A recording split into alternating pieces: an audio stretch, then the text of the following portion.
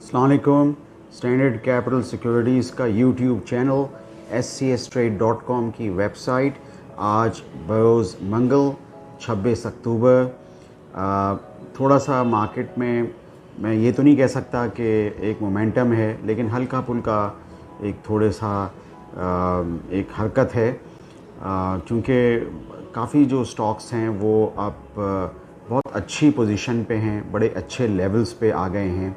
और ज़ाहिर बात है कि इस वक्त इन्वेस्टर्स का उस तरह एक दिलचस्पी नहीं है, या ये कहना चाहिए कि अभी उनकी एपेटाइट नहीं है।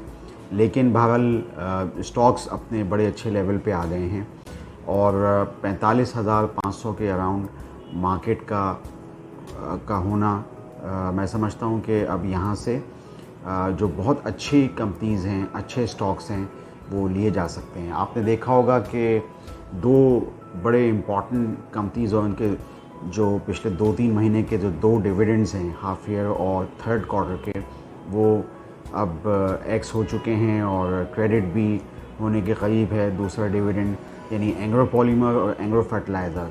Outstanding performance, awesome results. तो ये एक सिल्वर लाइनिंग है हमारी मार्केट के लिए।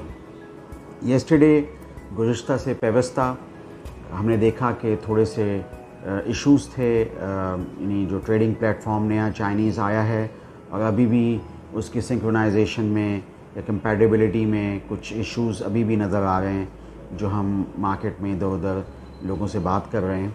लेकिन बहरहाल अपनी जगह मैं यही कहूँगा कि बहुत सारी companies, specially rebar steel sector के अंदर, जो इस वक्त बड़े अच्छे दामों पे शेयर्स मिल रहे हैं। मसलन ये कि मुग़ल स्टील का फ़िस्कल ईयर 21 के नताइज बहुत अच्छे थे, उसमें डिविडेंड भी था, बोनस भी था, जो कि अब एक्स हो चुके हैं।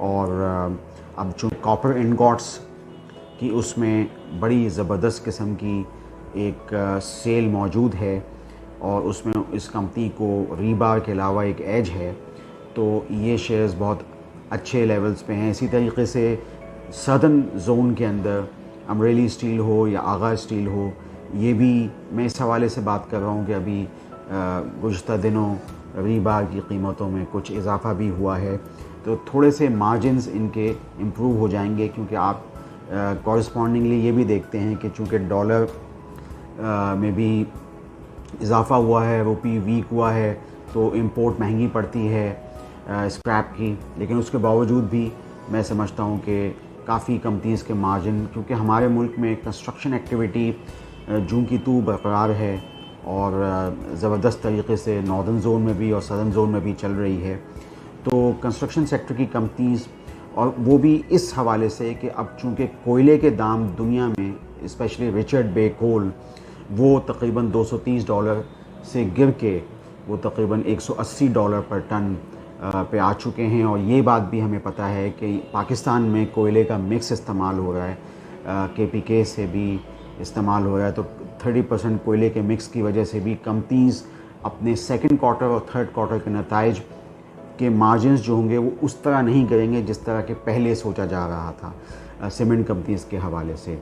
तो मैं समझता हूँ कि बहुत सारी अब हमें स्टॉक्स को देखना पड़ेगा। नवंबर अप्रोच हो रहा है, ये रोल ओवर वीक भी है, तो अपॉर्चुनिटीज़ मैं समझता हूँ कि यहाँ पे, और लीवरेज मार्केट में पिछले महीनों से अब कम हो चुका है, तो अब मार्केट का मोमेंटम आहिस्ता आहिस्ता, मैंने इस बात से आज शुरू किया कि ये बिल्ड होता रहेगा और आपको मौक़े मिलते रहेंगे।